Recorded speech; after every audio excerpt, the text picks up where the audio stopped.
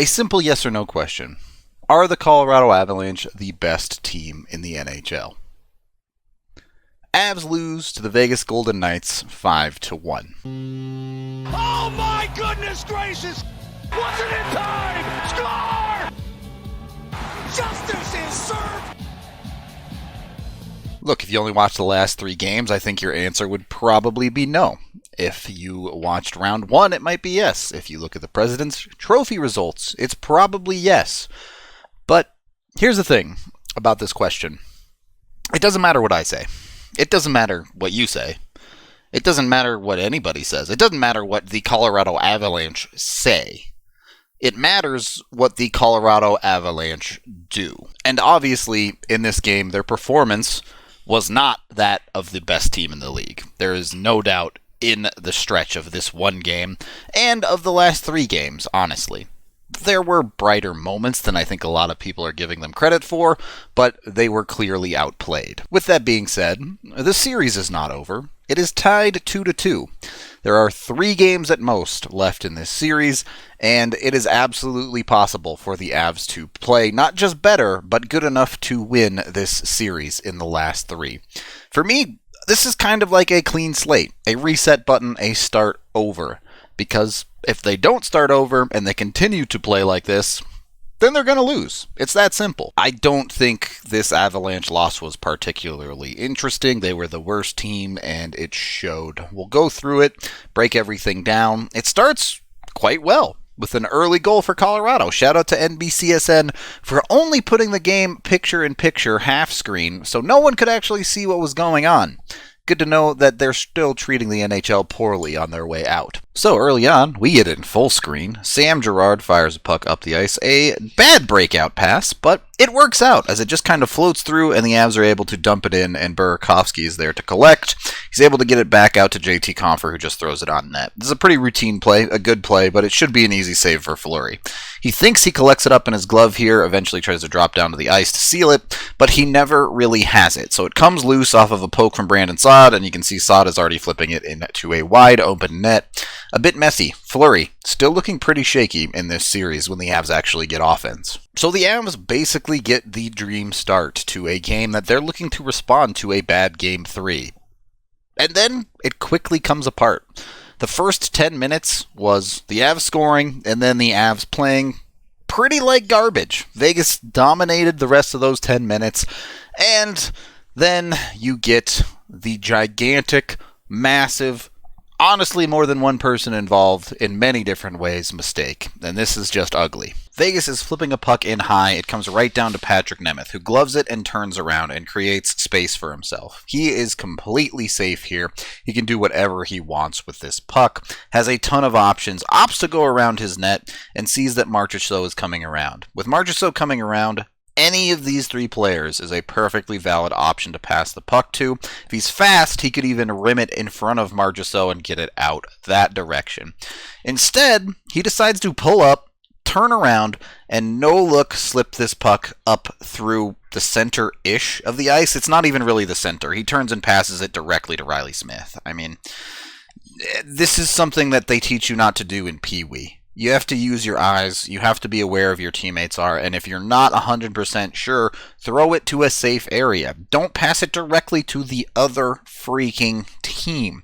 That's just awful hockey. From there, Smith walks in, backhands it, it goes off of the post and not in.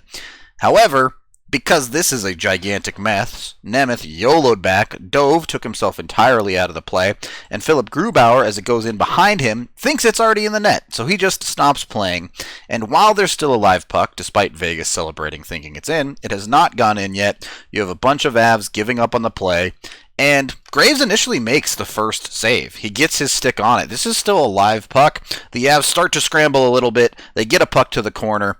But first of all, there's this mess going on in the crease. Secondly, Nemeth has yet to recover from his YOLO dive. And thirdly, Grubauer's still not even sure what's going on. He's not able to get back into position at all, and it's in the net.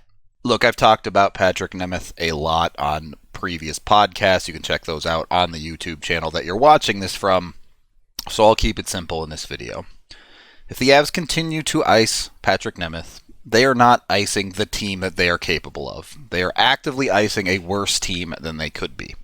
I'll leave it at that. The second half of the first period was better. The Avs played decently. They outshot Vegas 6-3 in that half of the period, which is low event, probably not perfectly the Avs style, but they were competitive. It was a solid hockey game, and the first period ends 1-1. For the record, I'm just going to ignore the Cale Makar penalty fiasco. It wasn't a penalty. That's all I'm going to say about it. Now, there were a couple of posts in this game as well for each team, so that could have changed things drastically. Obviously, the Vegas post, the goal went in almost immediately after, but the Avs did have a chance later in this game to get back into it where they were just that close, but not close enough. The second period started off the opposite of good, as Vegas scores less than 90 seconds in. A clean win from Colorado. Sam Girard tries to come down the boards and gets a shot generally toward the net. It doesn't get through and it's relatively weak. As the Avs try to recover, Sam Girard turns and just falls. This creates a 3-on-2 rush cleanly for Colorado as McKinnon gets caught reaching a little bit as well. You can see Avs in full panic mode with Rantanen just turning around and skating backwards to try and prevent this. This isn't terrible defense on a 3-on-2, but you left Max Pacioretty enough room to get a shot off. He's been a killer for Colorado all season long. Puts a great shot. In a perfect world, Grubauer maybe a bit more square, covers that much more of the net. Maybe he gets his glove up, whatever. But Pacioretty beats him up high. Look, the Avs had a rife of problems in this game. There's way too much to cover all of it. There was a lot of bad. But that right there that you just watched was the game-winning goal.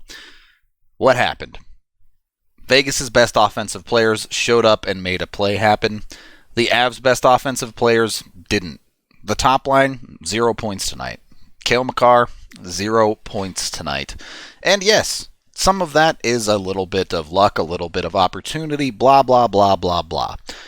The Avs' best players have to be better. There is no way around that. Yeah, sure, it's a cliche, but it's also true. It starts with them. If they don't show up, the Avs are going to struggle to win, especially against a team like Vegas, who is the other team vying for the best team in the league right now, certainly on this half of the bracket. Avs down by a goal, still very much a game. There was some okay play in the second period. The Avs get themselves into trouble when Andrei Burakovsky takes a penalty about halfway through the second period. It was a penalty.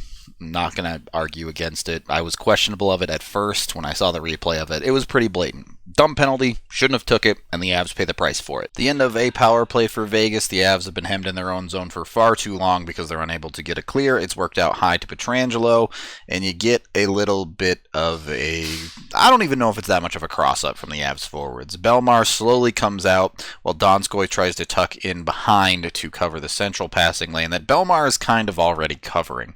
The Avs are just giving up this near side, and yet they still fail to get into the passing lane to the far side as, again, Donskoy, Belmar, some kind of mix-up there where they both end up covering the same passing lane. At the last second, Belmar almost gets his stick up into the high lane, but doesn't, and the shot comes through and beats Grubauer. The game was, for the most part, over there. You play through the rest of the second period with not a whole lot happening, and then you get into the third period, and the Avs come out strong. They do try a counter push. It was a good 6 minutes of hockey, including a power play opportunity, but they failed to score on it, and it was a bit frustrating because you saw for those 6 minutes what the Avs are capable of. They can play like that when it's 1-1. Yes, I get it. Vegas is sitting back a little bit more to protect the lead, but the Avs are capable of playing that way when the other team is pushing hard against them. You know it, I know it, I'm sure they know it. Frustrating to not see that earlier and more often. Of course, they failed to score, and Vegas marches down and scores the fourth goal to not leave any doubt. An absolute dagger, this one. The Avs have been playing well for the first 6 minutes of the period, but then suddenly Vegas is on the breakout, and everyone gets beat clean. Patrick Nemeth, again, for no reason, cuts off his own defensive partner in Sam Girard and goes for a YOLO dive across the ice. Philip Grubauer makes the save, and now Patrick Nemeth is sliding off into no man's land, which helps allow this play to develop, as Girard cannot defend two players by himself on this side. Help comes from the forwards, but it's a bit late, so as Jost is collapsing, the pass comes through him to Marchessault. Nemeth still has not recovered as he's on the other side of the crease. He nearly gets there in time. In fact, he actually has control of this puck. He almost recovered it. Right there, look at that. Look at that. That's the perfect frame. This puck should be at very least off to a corner and away from the dangerous parts of the net. But instead, he completely flubs it. Vegas immediately takes it back over, slides it across as no one picked up Marchessault coming from back behind around the net. And total defensive failure on the defense as a whole, but it starts with Patrick Nemeth. That made it 4-1. There's another goal late in the third period that was kind of silly. It was a no goal, then it was a goal, then it was challenged, but it was still a goal. I'm not going to break it down because it's worthless too. They had no impact on the game. The game was well over at that point. The last 14 minutes of this hockey game, we're just waiting for the clock to hit 0. So the Avs lost, and deservedly so. And the series is even. At best, deservedly so for the Avalanche. They found a way to win Game 2. Is that good or bad? This series could easily be 3-1 Vegas. The Avs could easily be in trouble, but instead, they're not. They're on even ground, and they have a best-of-3. Winner takes the series. I can keep telling you the Avs can play better, and if they play better, this will be at worst a fun series, and at best an Avalanche win. But the problem with that is they have to actually play better. And we are to the point now to where they have to prove it. If they play better, great. If they don't, they're going to go quietly out of this series. And that's completely up to them. People like me talking about it can't have any effect on the series. They have to show up and play. I'll be watching. I hope it's fun. I hope y'all will watch too. That is the end of this game video review. Thank you for watching. Check out the DNVR.com for all of our coverage. I am Rudo, and wouldn't it be kind of destiny for another round 2 Game 7?